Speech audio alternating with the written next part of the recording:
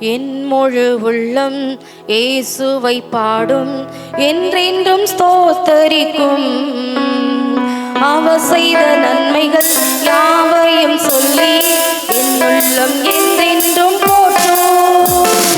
என் முழு உள்ளம் இயேசுவை பாடும், என்றென்றும் ஸ்தோத்தரிக்கும். அவர் செய்த நன்மைகள் யாவையும் சொல்லி என் உள்ளம் என்றென்றும் போற்றும்.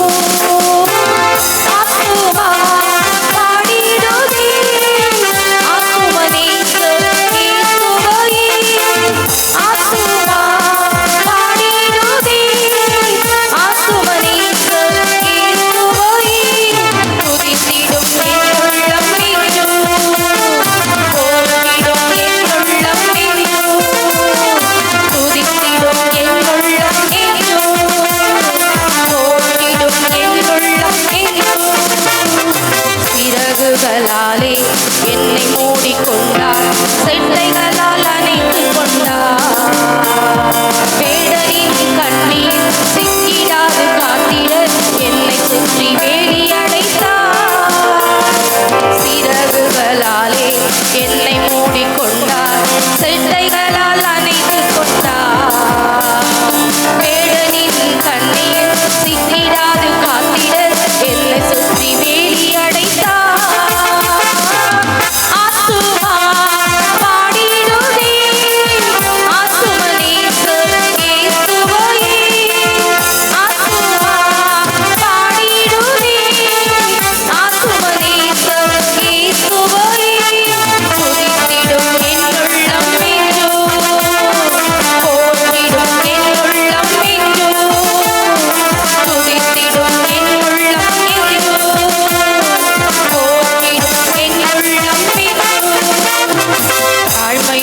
உள்ளம் தேவனையை பாடும், பாடி பாடி மகிழ்ந்திருக்கும்.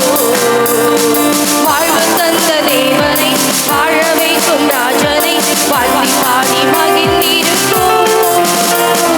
தாழ்மையுள்ள உள்ளம் தேவனையை பாடும், பாடி பாடி மகிழ்ந்திருக்கும். வாழ்வு தந்த தேவனை, வாழ வைக்கும் ராஜனை வாழ்த்தி பாடி மகிழ்ந்திருக்கும்.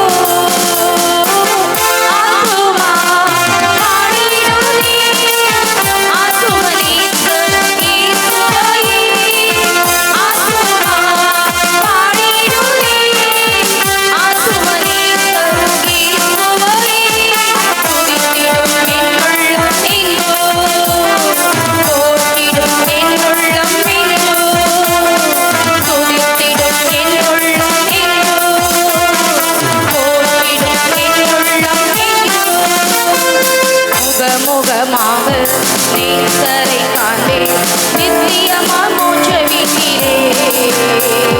பாவங்களும் இல்லையே, பாரங்களும் இல்லையே, பரலோக ராஜ்யத்திலே. முகமுகமாக நேசரை காண்டேன், நித்தியமா மோட்ச வீட்டிலே. பாவங்களும் இல்லையே, பாரங்களும் இல்லையே, பரலோக ராஜ்யத்திலே.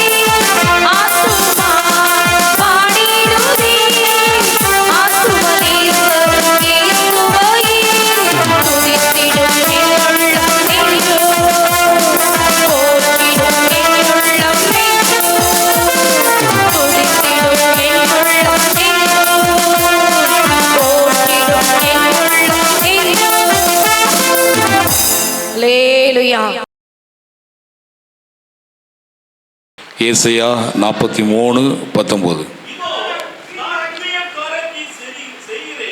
இதோ நான் புதிய காரியத்தை செய்கிறேன், இப்போதே அது தோன்றும், நீங்கள் அதை அறியீர்களா? நான் வனாந்திரத்திலே வழியையும் அவாந்திர வழிகளிலே ஆறுகளையும் உண்டாக்குவேன். இப்போது எல்லாரும் சேர்ந்து நான் வாசிக்க போகிறோம். எல்லாரும் எடுத்துருப்பீங்கன்னு நினைக்கிறேன். எடுக்காதவங்க இந்த டிவியில் உங்களுக்கு நல்லா தெரியும், பெரிய எழுத்தாக இருக்குது. எல்லோரும் சேர்ந்து வாசிப்போம். இதோ நான் புதிய காரியத்தை செய்கிறேன், தோன்றும், நீங்கள் அதை அறியீர்களா? அவாந்திர வழிகளிலே உண்டாக்குவேன். அல்லேலூயா. இப்போ ஆண்கள் மட்டும் வாசிக்கிற பார்ப்போம், சத்தம் வாசிக்க பார்ப்போம்.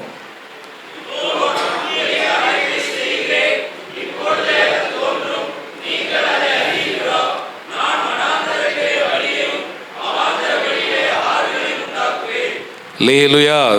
இப்போ பெண்கள் மட்டும் ஒருத்தர் வாசிப்பாங்க, எல்லாம் சேர்ந்து.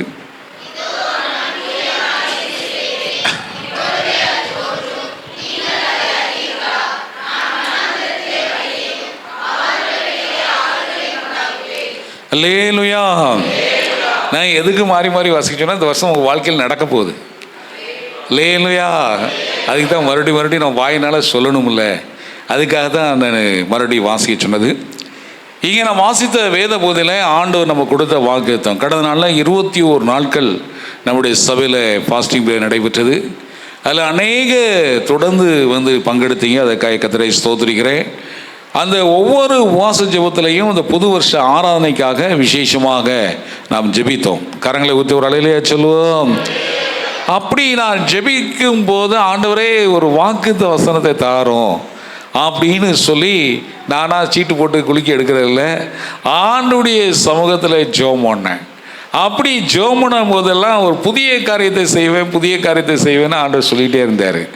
அப்போ என்ன புதிய காரியம் நடக்க போகுது அப்படின்னு சொல்லி நானும் யோசிச்சுக்கிட்டே இருந்தேன். அதுக்கப்புறம் இந்த உபவாச ஜெபம்லாம் முடிச்சுட்டு நான் வீட்டுக்கு கீழே போனப்போ எனக்கு கையில் ஒரு சின்ன ஒரு கார்டு கிடச்சிது. அதனால் ஏதோ ஒரு புதிய காரியத்தை செய்கிறேன் அப்படின்னு சொல்லியிருந்தது. எனக்கு ரொம்ப ஆச்சரியமாக இருந்தது. அதே இப்போ நீ காலையிலேயே நான் சர்ச்சில் வந்து கொஞ்சம் நேரம் ஜெபம் பண்ணிட்டு கீழே போனேன். போஸ்ட்மேன் வந்து ஒரு தபால் போட்டிருந்தார். சரின்னு சொல்லி அதை போய் எடுத்து பார்த்தா, அதுலேயும் ஓப்பன் பண்ணி பார்த்தா இதே வசனத்தை போட்டு இதோ ஒரு புதிய காரியத்தை செய்கிறேன்னு போட்டிருந்தார். கையை வைத்து எல்லாம் வரையிலேயே சொல்லுவோம். ஆகையினால இந்த ஆண்டில் கர்த்தர் உங்கள் வாழ்க்கையில் என் வாழ்க்கையில் ஒரு புதிய காரியத்தை செய்ய போகிறார். என்ன செய்வார் எனக்கும் தெரியாது, ஒருவேளை உங்களுக்கு தெரியுமான்னு தெரியல, தெரியாட்டாலும் பரவாயில்ல, ஆண்டவர் ஏதோ ஒன்று செய்ய போகிறார். அது மட்டும் நல்லாவே எனக்கு தெரிகிறது. இந்த அதிகாரத்தில் நிறைய வசனங்களை சொல்லலாம். அதில் 11ஆம் வசனத்தை வாசிப்பது, நான் தானே கர்த்தர், என்னை அல்லாமல் ரட்சகர் இல்லை. இந்த அதிசயத்தை அற்புதத்தை செய்யணும் அப்படின்னா, ஒரு புதிய காரியத்தை நம்ம வாழ்க்கையில் ஆரம்பித்து வைக்கணும் அப்படின்னா அது யார் தான் செய்ய முடியும்? கர்த்தர் தான் செய்ய முடியும். கையை வைத்து எல்லாம் ஒரு அலையிலே சொல்லுவோம். ஆண்டவர் ஜனங்களை பார்த்து சொல்லும்போது சொல்கிறேன், நான் கர்த்தர், என்னை அல்லாமல் ரட்சகர் வர இல்லை. உங்கள் வாழ்க்கையில் ஏதாவது ஒரு நன்மை நடக்கணும் அப்படின்னா, ஒரு ஆசீர்வாதம் உங்களுக்கு வரணும் அப்படின்னா என்ன எல்லாமும் வரப்போவதே இல்லை. கையை வைத்து எல்லாம் அலையிலே சொல்லுவோம். ஆண்டவர் மறுபடியும் அழுத்தம் கொடுக்குறார் பாருங்க. முந்தின வசனம் 18ஆம் வசனத்தை வாசிங்க. முந்தினவைகளை நினைக்க வேண்டாம், பூர்வமானவைகளை என்ன செய்ய வேண்டாம், சிந்திக்க வேண்டாம். சில நேரங்களில் நமக்கு இந்த பழைய ஞாபகம் வந்துடும். கேட்டீங்களா? போன வருஷத்து மாதிரியே தான் இருப்போமோ இந்த வருஷமோ அப்படின்னு நீங்கள் நினைக்கலாம். இல்லவே இல்லைங்க, இந்த வருஷத்தில் ஆண்டவர் ஏதோ ஒரு புதிய கருத்து செய்ய போகிறார். அல்லேலூயா. உங்களுக்காக வழியே இல்ல இடத்துல ஒரு வழியை வனாந்தரத்தில் உண்டாக்க போகிறார். உங்களுக்காக சில நன்மைகள் வருவதற்காக ஆறுகளை ஆண்டவர் நினைச்சாரு, உண்டாக்குகிறார். அல்லேலூயா. இந்த வசனத்தில் என்ன சொல்லுது? பூர்வமானவைகளை நீங்கள் என்ன செய்யணும், நினைக்க வேண்டாம். இந்த பூர்வமானவைகள் என்ன அப்படின்னு நீங்கள் நினைச்சீங்கன்னா, யோபு தன் வாழ்க்கையில் எல்லாத்தையும் இழந்துட்டாரு. கேட்டீங்களா? எல்லாத்தையும் இழந்துட்டாரு. சொத்தை இழந்தார், சுதந்திரத்தை இழந்தார், எல்லாம் இழந்து, சுகத்தை இழந்து, எல்லா நண்பர்கள் எல்லாத்தையும் இழந்து தனித்து விடப்பட்டிருக்கிறார். இந்த நேரத்தில் கர்த்தர் உன் வாழ்க்கையில் ஒரு காரியத்தை செய்ய போகிறேன். கர்த்தர் தான் செய்ய நினைத்தது ஒன்றும் என்ன செய்யாது, தடைபடாது. கரங்களை வித்து அழலையே சொல்லுவோம். யோபுக்கு 42 அதிகாரத்தில் 2ஆம் வசனம் நினைக்கிறேன். தேவரீ நீ சர்வ வல்லவ, நீ செய்ய நினைத்தது ஒன்றும் என்ன செய்யாது, தடைபடாது. என் வாழ்க்கையில் நிறைய தடைகள் வந்தது பிசாசுனால. என் வாழ்க்கையில் நிறைய காரியங்கள் நன்மையெல்லாம் கெட்டு போச்சுது. ஆனால் உண்மையாக தான். ஆனால் இப்போ நீர் ஒரு காரியத்தை செய்ய போகிறீர், அதை ஒருவரும் என்ன செய்ய முடியாது, தடுக்க முடியாது. தேவரீ நீ சர்வ வல்லவ, நீ செய்ய நினைத்தது என்ன செய்யாது, தடைபடாது என்பதை அறிந்திருக்கிறேன். இதை சொன்ன உடனே கர்த்தர் யோபுடைய முன்னிலைமை பார்க்கிலும் அவன் பின்னிலைமையை ரெட்டிப்பாய் ஆண்டவர் ஆசீர்வதித்தார். கையை வைத்து எல்லாம் ஒரு அலையிலே சொல்லுவோம். அல்லேலூயா. யோசேப்பு தன் வாழ்க்கையில் ரொம்ப சோர்ந்து போனார். செய்யாத குற்றத்துக்காக பல தண்டனைகள் அனுபவித்தார். குழியில் தூக்கி போட்டாங்க, 20 வெள்ளி காசுக்கு என்னஞ்சாங்க, விற்று போட்டாங்க. செய்யாத குற்றத்துக்காக ஜெயில் தண்டனை வேற அனுபவிச்சுட்டு இருக்கிறாரு. காலில் எழுவும் போதெல்லாம் கஷ்டத்தோடு எழும்புவார். இந்த பானபாத்திரக்காரனாவது போய் ராஜாட்ட சொல்லி ஏதாவது நடக்குன்னு பார்த்தா அவனும் மறந்துட்டான்.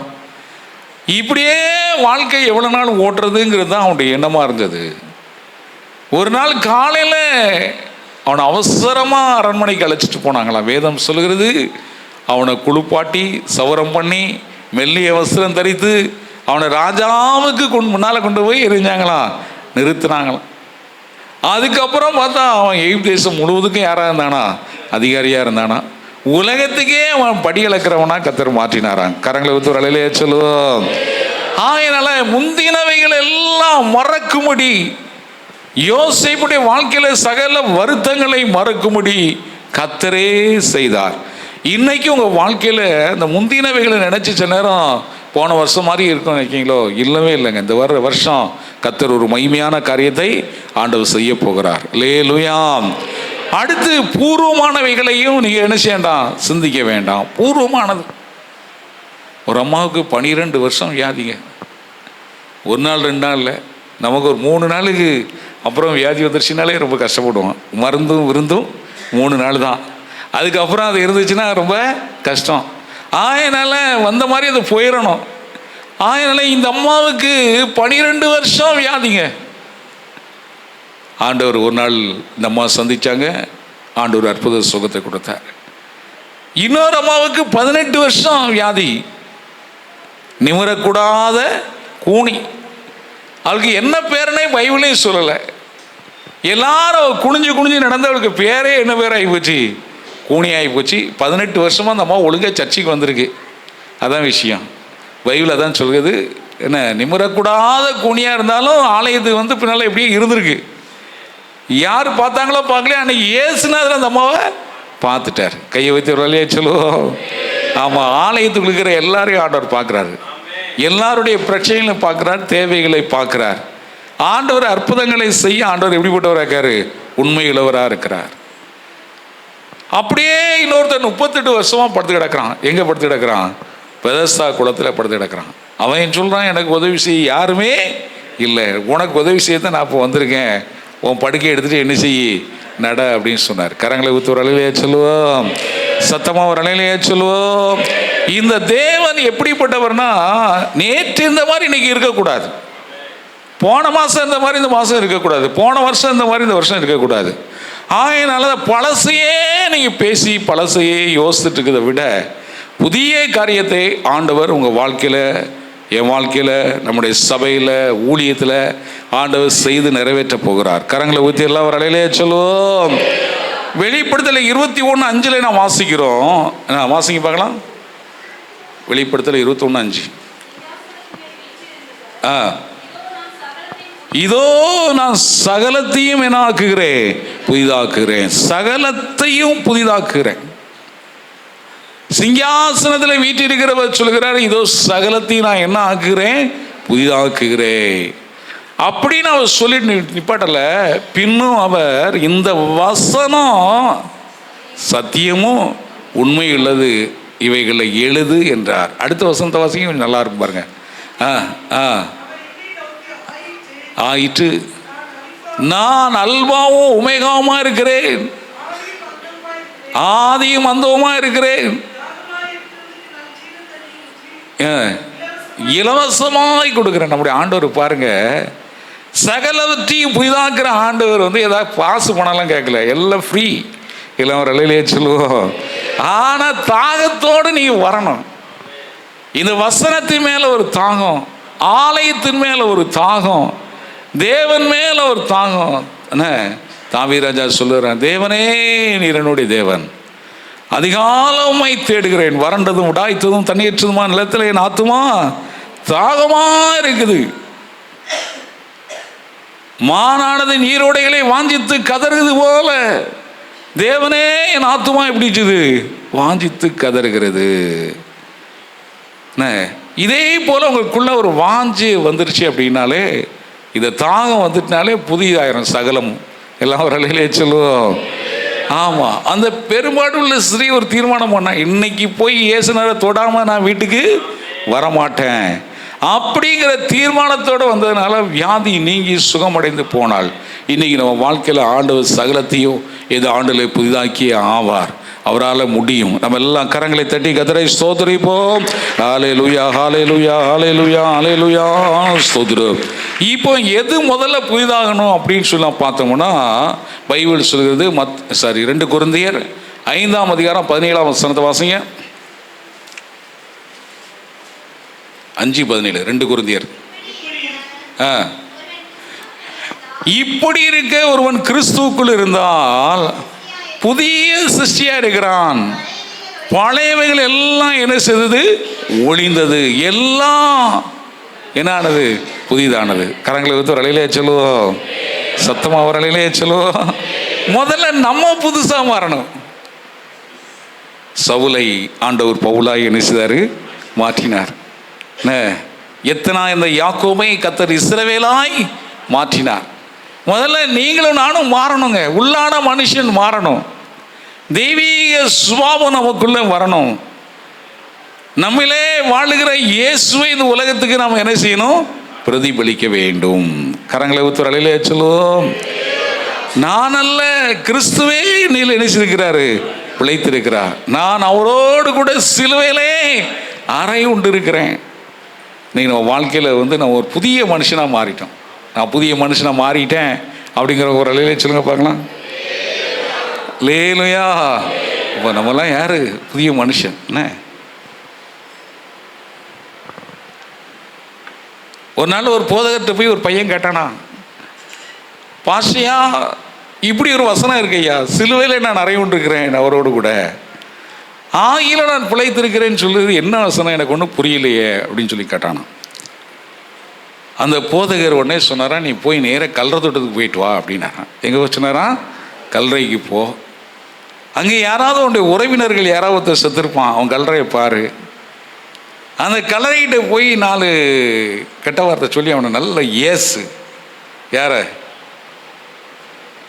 அந்த கல்லறையில் படுத்து கிடக்கான அவனை பார்த்து நல்ல உனக்கு வாயில் வந்த மாதிரிலாம் ஏசு, அப்புறம் வா அப்படின்னாரு. போயிட்டு அவன் போய் நல்லா திட்டிவிட்டான், பயங்கரமாக திட்டினான். அதுக்கப்புறம் வீட்டுக்கு வந்துட்டான். வந்தவுடனே அவன் என்ன சொன்னான்னு கேட்டார். ஒன்றுமே சொல்லலைன்னு. சரி இப்போ போய் நல்ல கொஞ்சம் புகழ், உமா போல யாரும் இல்லை அப்படின்னு கொஞ்சம் நேரம் என்ன செஞ்சுட்டு வா, புகழ்ந்து பேசி பாரு அவன் என்ன சொல்கிறான் பாருங்க. அவன் மறுபடியும் போனான்.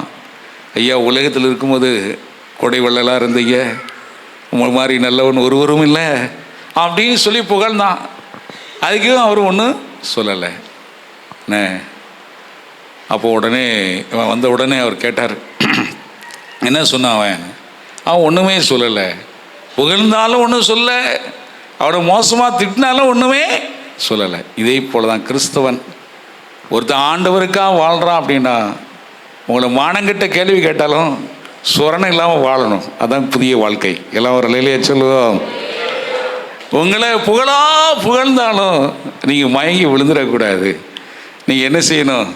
அதெல்லாம் ஒன்றும் இல்லைன்னு நினச்சிட்டு காதை பொத்திட்டு ஓடணும். எல்லாம் ஒரு அலையிலே சொல்லுவோம். இதுதாங்க உண்மையான கிறிஸ்தவ வாழ்க்கை.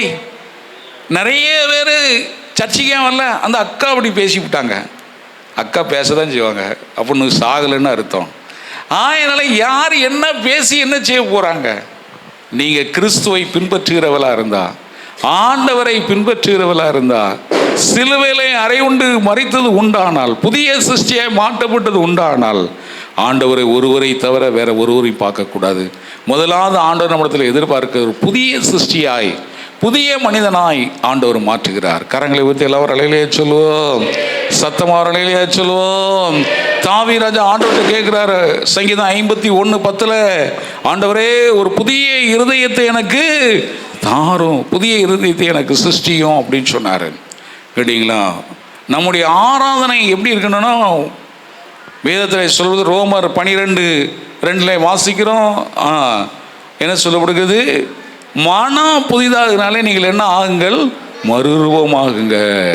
இதுவே நீங்கள் செய்யத்தக்க புத்தி உள்ள ஆராதனை. நம்முடைய ஆராதனை எப்படி இருக்குன்னா, நம்மளை ஜீவ பலியாய் கர்த்தருக்கு ஒப்பு கொடுக்க வேண்டும். நம்முடைய மனசு புதுசாக மாறணுங்க, சாயல் புதுசாக மாறணுங்க. இவன் கிறிஸ்தவன் அப்படிங்கிறது வரணுங்க.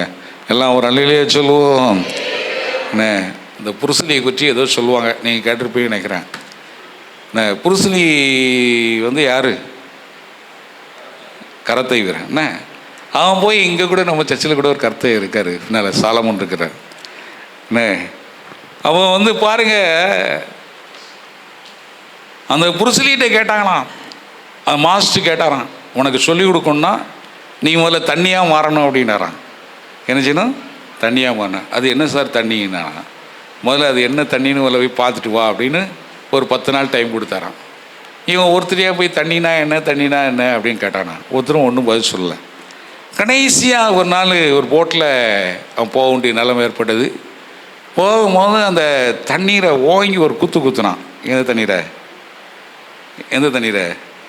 அந்த ஆற்றுல ஓடுற தண்ணி மேலே ஒரு குத்து குத்துனான். ஏன்னா கரத்தைக்காரன் குத்தி தானே பழக்கம். குத்துனா உடனே தண்ணி அப்படியே சதறிச்சு, கொஞ்ச நேரம் கழிச்சு எல்லாம் ஒன்றா வந்துருச்சு. உடனே இவனுக்கு புத்தி தெளிஞ்சிருச்சு.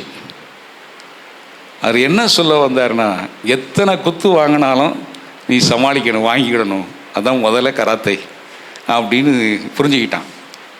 நேராக மறுபடியும் அந்த வாத்தியார்கிட்ட போனான், மாஸ்டர்கிட்ட. இப்போ தண்ணினா என்ன புரியுதுண்ணா? என்ன அது எத்தனை குத்து வாங்கினாலும் அது அப்படி தான் இருக்கும் அப்படின்னா. அப்போ வா படித்து சொல்லித்தரேன் அப்படின்னு சொல்லி கொடுத்தாரான். அவன் பாருங்க, ஒரு கராத்தே மாஸ்டர் கராத்தே சொல்லிக் கொடுக்குறதுக்கு அவன் என்ன சொல்லிக் கொடுக்குறாரு? என்ன சொல்லிக் கொடுக்காரு? தண்ணியை குத்துனா என்ன செய்யும்? கோச்சிட்டு அழுதுட்டா இருக்கும், அது சிதறி போக மறுபடியும் ஒன்றா சேர்ந்துடும். இதே போல் நீ எத்தனை குத்து வாங்குறதுக்கு ரெடியாக இருந்தால் தான் உனக்கு சொல்லிக் கொடுக்க முடியும் அப்படின்னாரான். ஒரு கராத்தைக்கே அப்படின்னா கர்த்தரை ஆராதிக்கிற பிள்ளைகள் ஜீவ பலியாக மாறணும். ஜீவனும் இருக்கணும், பலியும் மாறணும். கையை வைத்து ஒரு அலையிலையா சொல்லுவோம், சத்தமாக ஒரு அலையிலையா சொல்லுவோம். இந்த உலகத்தில் ஆண்டவருடைய பிள்ளைகள் ஆராதனைக்கு வரும்போது அலுங்காமல் குலுங்காமல் அசையாமல் இருந்து ஆராதிக்க முடியாது. நம்ம வாழ்க்கையில் சில பாடுகள், துன்பங்கள், ஓத்திரங்கள், கஷ்டங்கள் வரத்தான் செய்யும். அதெல்லாம் தாண்டி கர்த்தரை ஆராதிக்கும் போது, ஜீவ பலியாய் மாறும்போது தான் நம்முடைய மனசு புதிதாக மாறுகிறது. லேலுயா. ஆகையினால முதல்ல ஆண்டவர் நினைச்சிறார், ஒரு மனுஷனை தான் மாற்றுகிறாரு. அடுத்து நான் ஒரு 3 காரியத்தை வேகமாக சொல்லி முடிக்கிறேன். வேதம் சொல்கிறது, புலம்பல் 3ஆம் அதிகாரம் 23ஆம் வசனத்தை வாசிப்போம். அவைகள் காலைதோறும் புதிதாக இருக்கிறது, உம்முடைய உண்மை பெரியது. அதுக்கு முந்தின வசனத்தை வாசிங்க. நாம் நிர்மூலமாகாது இருப்பது கர்த்தருடைய கிருபையே, அவருடைய இரக்கங்களுக்கு என்ன இல்லை? முடிவு இல்லை. கையை வைத்து எல்லாம் ஒரு அலையிலே சொல்லுவோம். இங்கே நான் வாசித்த வசனம் என்ன சொல்லுது அப்படின்னா, நிர்மூலமாகாது இருக்குது அவருடைய கிருபை, அவருடைய இரக்கத்துக்கு முடிவில்லை. இந்த கிருபையை, இந்த இரக்கத்தை பெற நாம் என்ன செய்ய? வேதம் சொல்கிறது, காலைதோறும் என் கிருபைகள் புதிதாக இருக்கிறது. ஒரு தேவனுடைய பிள்ளை இந்த கிருபை வேணும்னா காலையில் போய் கர்த்தரை தேடணும். வேதம் சொல்ல, அதிகாலை தேடுகிறவன் என்னை கண்டடைகிறான். இஸ்ரவேல் ஜனங்களுக்கு ஒரு ஆண்டவர் ஒரு கண்டிஷன் போட்டார். 40 வருஷம் வனாந்தரத்தில் நடந்து வந்தாங்க. ஆண்டவர் அவங்கள பார்த்து சொன்னார், காலையில் போய் நீங்கள் மண்ணா பொறுக்கணும். வெயில் வர்றதுக்கு முன்னால் போய் மண்ணாவை பொறுக்கணும். வெயில் வந்துருச்சுன்னா மண்ணா உருகிரும். ஆயனால அது மண்ணோடு கலந்துடும். அதனால் மண்ணாவை பார்க்க முடியாது. ஆயனால காலையில் போய் மண்ணாவை சேகரிக்கணும். சரியா, நீ தேவைக்கு எடுத்தாச்சியா, நாளைக்கும் காலைல கொஞ்சம் நேரம் தூங்கி எந்திக்கலாம். அதனால் நாளைக்கு சேர்த்து இந்த மண்ணாவை பொறுக்கி வச்சா என்ன ஆகும்? மண்ணா என்ன ஆகும்? புழு வச்சு நாற்றம் எடுத்துடும். டெய்லி காலையில் போய் அவங்க மண்ணாவை பொறுக்கிற வேலையை ஆண்டவர் வச்சார். எல்லாம் ஒரு அலையிலே சொல்லுவோம். இதே போல் நீங்கள் காலை தோறும் டெய்லி ஞாயிற்றுக்கிழமை காலையில் எழுந்திரிச்சுட்டோங்க. திங்கக்கிழமை வேலைக்கு போயிட்டு வரோம், செவ்வாய்க்கிழமை எந்திரிக்கவே முடியல. உங்கள் கிருபை என்ன செய்வீங்க? இழந்து போயிடுவீங்க. எது எப்படி இருந்தாலும் சரி, காலைதோறும் அவருடைய கிருபைகள் இதாக இருக்குது, அதை மாற்ற முடியாது. ஆயனால் தேவனுடைய பிள்ளைகள் அதிகாலையில் எழுந்து மனதார கர்த்தரை துதித்து பாடி தேவ சமூகத்தில் நீ காத்திருப்பீங்கன்னா ஆண்டவர் காலையில் உங்களுக்கு புதிய கிருபையை தருகிறார். இந்த புதிய கிருபை இருந்தால் தான் வேதம் சொல்லுது, நோவாவுக்கோ கர்த்தருடைய கண்களில் என்ன கிடைச்சது? கிருபை கிடைத்தது. ஆகையினால உலகமே அழிஞ்சிடுச்சிங்க. நோவாவும் அவருடைய குடும்பமும் என்ன செய்யலை? ஆண்டவர் பாதுகாத்தார். கரங்களை ஊத்து வரையிலே சொல்லுவோம். பவுல் ஆண்டவர் தப்பி கேட்குறார், ஆண்டவரே என் பலவீனம் நீங்கட்டும் நீங்கட்டும் அப்படின்னு சொல்லி ஜெபம் பண்ணுறார். 3 விசை ஜெபம் பண்ணாராம். கர்த்தரை பார்த்து என்ன சொன்னாராம்? உன் பலவீனத்தில் என் பலன் பூர்ணமாய் விளங்கும், என் கிருபை உனக்கு போதும்ட்டார். கிருபை போதும்ட்டாருங்க. என்ன வியாதியை சுகமாக்கல, என் கிருபை உனக்கு போதும், பலவீனத்தை என் பலன் தாங்கும் அப்படின்ட்டார். கையை வைத்து அவர் அலையிலே சொல்லுவோம். என்னால் ஒரு தேவனுடைய பிள்ளைக்கு முதலாவது என்ன புதுசு அப்படின்னா, நம்ம வாழ்க்கையில் புதிய கிருபையை ஆண்டவர் இந்த ஆண்டுக்கு நிறைய தாரார். ஆண்டவருக்கு ஊழியம் செய்யும்படியாக, ஆண்டவரை உயர்த்தும்படியாக, ஆண்டவருக்காக பிரகாசிக்கும்படியாக ஆண்டவர் தருகிறார். அல்லேலூயா. அடுத்து நாம் வாசிக்கும் போது ஏசாயா 40:31 வாசிங்க. எல்லாம் தெரிஞ்ச வசனம். கர்த்தருக்கு காத்திருக்கிறவர்களோ புது பலன் அடைந்து கழுகளை போல சட்டை அடித்து உயரை எழும்புவார்கள். யார் எழும்புவா? கர்த்தருக்கு காத்திருக்கிறோம். ஆண்டோடைய பிள்ளைங்க கர்த்தருக்கு காத்திருக்கணும். தேவ பிரசன்னத்தில் போய் காத்திருக்கணும். தேவ சமூகத்தில் போய் என்ன செய்யணும்?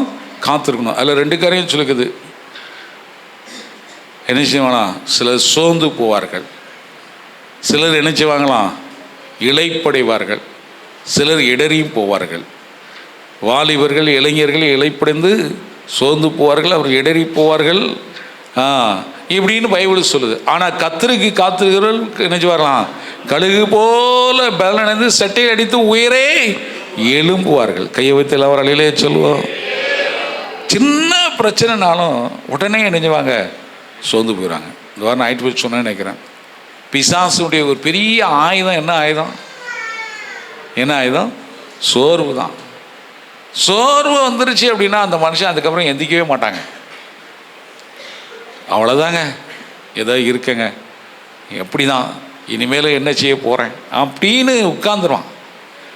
எலியாங்கிற ஒரு தேவ மனுஷன் இருந்தாங்க. வானத்தை அடைச்சார், வானத்தை திறந்தார், வானத்திலிருந்து அக்கினி இறக்குனார், எல்லாம் செஞ்ச ஒரு தேவ மனுஷன் ஒரு நாள் சோர்ந்து போயிட்டார். போதுங்க தாவே, என் ஜீவனை என்ன செய்யும்? எடுத்துக்காரன் அப்படின்ட்டார். உடனே ஆண்டவர் சரியா உன் ஜெபத்தை கேட்குறேன்னு கேட்டாரா? இல்லை. ஒரு தூதனை அனுப்பி தட்டி எழுப்பி சாப்பாடு கொடுத்து, ஐயா நீ போண்டி தூரம், வெகு தூரம் அப்படின்னு சொன்னார். உடனே அவன் ஒரு நேரம் சாப்பிட்ட சாப்பாட்டில் எத்தனை நாள் போனானா? 40 நாள் போனானா. கையை வைத்து எல்லாம் வரையிலே சொல்லுவோம். அவன் பாருங்க, பலன் வந்துருச்சுங்க. ஒரு ஆண்டுடைய பிள்ளைகள் தேவ சமூகத்தில் காத்து கிடக்கணும். ஒரு காரியத்தில் தோல்வியோ வெற்றியோ, ஒரு காரியத்தில் நமக்கு விடுதலையே கிடைக்கலையா, தேவ சமூகத்தில் போய் காத்திருப்போம். ஆண்டவர் எனக்கு தரும் வர நான் அவரை விட மாட்டேன், விடவே மாட்டேன்னு போய் உட்கார்ந்துருங்க. கர்த்தர் கண்டிப்பாக ஒரு அற்புதத்தை உங்களுக்கு செஞ்சே ஆவார். அல்லேலூயா. பவுல் சொல்கிறார், என்னை பலப்படுத்துகிற கிறிஸ்துவினாலே எல்லாவற்றையும் செய்ய எனக்கு என்ன உண்டு? என்ன பலப்படுத்துறது? யாரு? கிறிஸ்து. என் சுய பலத்தினையோ சுய அறிவிலையோ இல்லை, தெய்வ பலத்தில் நான் நிற்கிறேன்னாரு. நெகேமியா சொல்லும்போது சொன்னார், கர்த்தருக்குள் மகிழ்ச்சியாக இருப்பதே நம்முடைய பலன். ஆண்டவருடைய பிள்ளைகள் கர்த்தருக்குள் மகிழ்ச்சியாக இருக்கணும். என்ன எத்தனை தான் வந்தாலும் சரி, கர்த்தருக்குள் மகிழ்ச்சியாக இருப்பது நம்முடைய பலன். ஆண்டவர் நமக்கு முதலாவது புதிய கிருபையை தருகிறார், ரெண்டாவது புது பலனை தருகிறார், மூன்றாவது நம்மளை ஒரு புதிய ஆயுதமாக மாற்றுகிறார். ஏசாயா 41:15 வாசிங்க.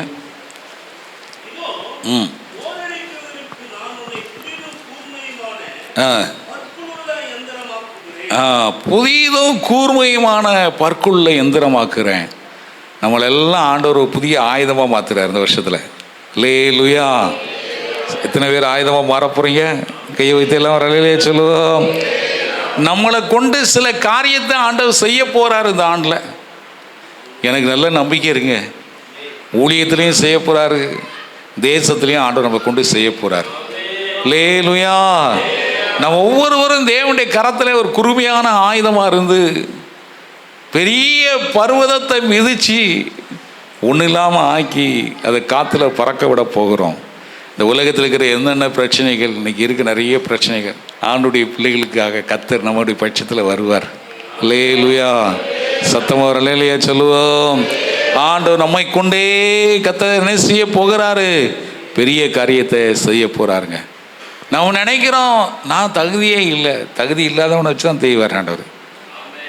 என்கிட்ட எல்லாம் இருக்குது அப்படின்னா நீ பேசாமல் இருக்க வேண்டியதான். பைபிளில் பாருங்கள், ஒரு சின்ன தாவீதை கொண்டு தான் கர்த்தர் என்ன செஞ்சார்? பெரிய கோலியாத்தை போட்டார்.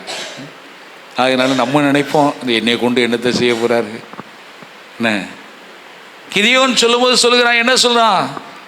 நான் சிறுமையும் என் குடும்பம் எளிமையுமானது, நாங்கள் எங்கிட்ட எந்த தகுதியுமே இல்லை, தகுதியே இல்லாத உன்னை கொண்டு தான்ப்பா இந்த மீதியானரை மீட்க போகிறேன், நீ பராக்கிரமசாலி. அல்லேலூயா. ஆயனால இந்த ஆண்டில் என்னால் முடியாத சொன்ன அநேக ஊழியங்கள் கேட்டிங்களா? என்னையும் எத்தனையோ பேர் பயங்காட்டினாங்க. கடந்த 15 ஆண்டுகளாக நான் பட்ட சில காரியங்களை மறக்கவே மாட்டேன். 15 ஆண்டுகள் இந்த மார்ச் மாதம் 2025 மார்ச் வரைக்கும் எனக்கு சில போராட்டங்கள் இருந்துக்கிட்டே இருந்ததுங்க. நிறைய பேர் என்னை பயங்காட்டினாங்க, ஒருத்தர் 2 பேரில் நிறைய பேர் என்னை பயங்காட்டினாங்க. ஆனால் கர்த்தரோ என் பட்சத்தில் இருந்தார். கையை வைத்து எல்லாம் ஒரு அல்லேலூயா சொல்லுவோம். சத்தமாக ஒரு அல்லேலூயா சொல்லுவோம். வேதம் ஒன்றை தெளிவாக சொல்லுதுங்க, உங்களை ஒரு புதிய ஆயுதமாக ஆண்டவர் மாற்றுறார். அது என்ன செய்யுமா? மலைகளையே உடைக்கும். என்ன அது அப்படிதான் சொல்லப்படுது. அது என்ன செய்யுமா? மலைகளை மிதித்து நொறுக்கி குன்றுகளை பதருக்கு ஒப்பாக்குமா. அந்த மலை என்னது அப்படின்னு நீங்கள் யோசிச்சுட்டே இருப்பீங்க. என்ன மலைடா அது? 11-12 வாசிங்க இது. உன்மேல் எரிச்சலாக இருக்கிற யாவரும் லட்சிய அடைவார்கள், உன்னோடு வழக்காடுகிறவர்கள். நம்ம சொல்கிறதுக்கே பயமாக இருக்குது. நாசமாகி ஒன்றும் இல்லாமல் போவார்கள். அப்புறம் உன்னோடு போராடினவர்களை தேடியும் காணாதிருப்பாய். உன்னோடு யுத்தம் பண்ண மனுஷர் ஒன்றுமில்லாமல் இல்பொருள் ஆவார்கள். சரி, இப்போ இந்த புல்டோசரை வச்சு தான் இந்த வேலையை செஞ்சு ஆகணும். எல்லாம் கரங்களை வைத்து வேலையை சொல்லுவோம். இந்த உலகத்தில் கிறிஸ்தவத்துக்கு விரோதமாய், தேவனுடைய பிள்ளைகளுக்கு விரோதமாய், சபைகளுக்கு விரோதமாய், மிஷினரிகளுக்கு விரோதமாய் எழும்புகிற ஆயுதங்களை இப்போது இந்த புல்டோசர் போய் என்ன செய்ய போகுது? தகர்க்க போகிறது. கர்த்தர் வேலையிலே சொல்லுவோம். சத்தமாக வேலையிலே சொல்லுவோம். நம்மாலே தான் கர்த்தர் இந்த காரியங்களை செய்ய போகிறார். தேவனுடைய சபையை வைத்தான் செய்ய போகிறார். கொஞ்சம் பேரா இருக்கிற கர்த்தருக்கு காத்திருக்கிற உங்களை கொண்டுதான் கர்த்தர் இந்த காரியத்தை செய்ய போகிறார். இந்த ஆண்டே ஆண்டவர் செய்வார். அல்லேலூயா. அதோடு மாத்திராதபடி நம்ம மேலே ஒரு புதிய உடன்படிக்கை ஆண்டவர் வைத்திருக்கிறார். மார்க் எழுதின சுவிசேஷம் 14ஆம் அதிகாரம் 23-24 வாசிங்க.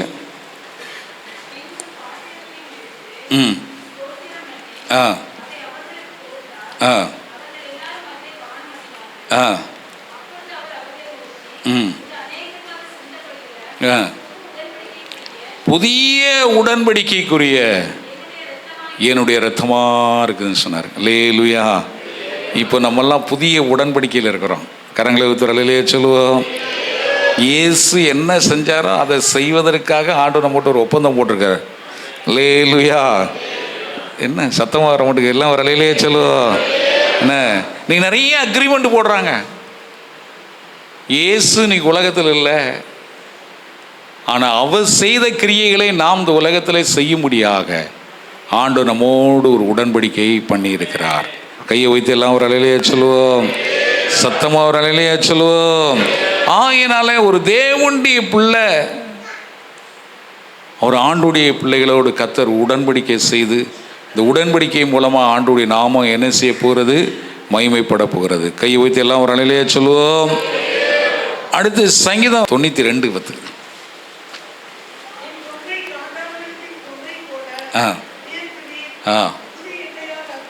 புது எண்ணெயால் என்னை என்ன செய்கிறீர்? அபிஷேகம் செய்கிறீர். கையை வைத்து எல்லாம் ஒரு அலையிலே சொல்லுவோம். ஆண்டவர் நமக்கு ஒரு புதிய எண்ணெயை தரார். என்ன? புது எண்ணெயினால் தலையை அபிஷேகம் பண்ணுறார். தாவீதை அபிஷேகம் பண்ணார், கோரேஸ் ராஜாவை அபிஷேகம் பண்ணியிருக்கிறார். இன்னைக்கு ஆண்டவர் நம்மளை ஒரு செப்பரேட் பண்ணி ஆண்டவர் நம்மளை ஒரு தலை மேலே ஒரு அபிஷேகத்தை வச்சிருக்கிறார். எல்லாம் ஒரு அலையிலேயே சொல்லுவோம். சத்தமாக ஒரு அலையிலேயே சொல்லுவோம். ஒரு குறிப்பிட்ட காரியத்தை நம்ம கொண்டு தான் ஆண்டவர் செய்ய போகிறாரு. அது இந்த வருஷத்திலே செய்ய போகிறாரு. அது நீங்கள் தான் செய்ய போகிறீங்க. எல்லாம் ஒரு அலையிலேயே சொல்லுவோம். ஆகையினால ஒரு அபிஷேகத்தை ஆண்டவர் நமக்கு வைத்திருக்கிறார். கேட்டிங்களா? இதெல்லாம் நம்முடைய வாழ்க்கை நடக்க போகிறது. புதிய காரியங்கள் தொடர்ந்து நம்ம ஞாயிற்றுக்கிழமை தோறும் பார்ப்போம். அடுத்து வனாந்தரத்தில் வழி. என்ன வழியே இல்லாத இடத்துல ஆண்டவர் வழியை திறக்கிறார். வேதத்தில் வாசிப்போம். ஆதியாகமம் புஸ்தகம் முதல் வனாந்தரத்தில் என்ன நடந்துன்னு பார்ப்போம். ஆதியாகமம் 16:7.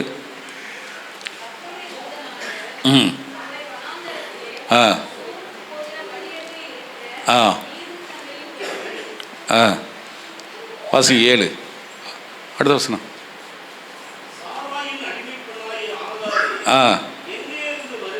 எங்கே இருந்து வருகிறாய், எங்கே போகிறாய் என்றார். என்ன இப்போ தேவ தூதன் வனாந்தரத்தில் அந்த பெண்ணை பார்த்து கேட்குறாரு. 2 கேள்வியை கேட்குறாருங்க. ஒன்று, எங்கேருந்து வர்ற, எங்கே போகிறேன்னு. அந்த பெண்ணு ஒரு கேள்விக்கு பதில் சொன்னான். நான் எங்கேருந்து வர்றேன், என் ஆச்சாரை விட்டு வருகிறேன். எங்கே போகிறேங்கிறதுக்கு அவளுக்கு என்ன தெரியல, பதில் தெரியல. இப்போ ஆண்டவர் எங்கே போகணுன்னு சொல்கிறாரு பாருங்க. எங்கே போகணும்? நீ உன் ஆட்சி இடத்துல திரும்பி போ, அங்கேயே போய் நீ அடங்கி இரு. அப்படி இருந்தேன்னா நான் என்ன செய்வேன்? அந்த 9-10 வருஷத்தை நீ வாசிங்கன்னா உன்னை நான் ஆசீர்வதித்து உன்னை பெரிய என்ன செய்வாரான், உன்னை பெருக பண்ணி எண்ணி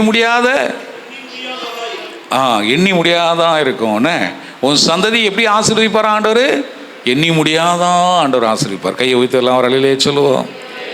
நிறைய நேரங்களில் நான் எங்கே போகனே தெரியலையா, எங்கே போகனே தெரியல, என்ன செய்யனே தெரியல. இப்போ ஆண்டவர் தெளிவாக சொல்லி, நீ போய் அங்கே இரு, நான் உன்னை செய்கிறத பாரு அப்படின்னார். நம்ம வாழ்க்கையில் கர்த்தருடைய கரத்தில் நம்ம அடங்கி இருப்போமானால், நாச்சர் இடத்துல போய் இருப்போமானால் ஆண்டவர் என்ன செய்வாராம்? பெருக பண்ணி எண்ணி முடியாததான் உடைய சந்ததியை ஆசீர்வதிப்பேன்னு ஆண்டவர் சொன்னார். அந்த வருஷத்தில் ஒரு பெரிய ஆசீர்வாதத்தை நீங்கள் பார்க்க போகிறீங்க. எல்லாம் ஒரு அலையிலேயே சொல்லுவோம். இது எங்கே நடக்கு? வனாந்தரத்தில். அடுத்து ஆண்டவர் நிறைய ஆறுகள் இது. ஒரு ஆற்றை படிச்சுட்டு முடிச்சிடுவோம். வாசிங்க பார்க்கலாம். எசேக்கியேல் 47:12. இக்கரையிலும் அக்கரையிலும் புசிப்புக்கான சகலவித விருட்ச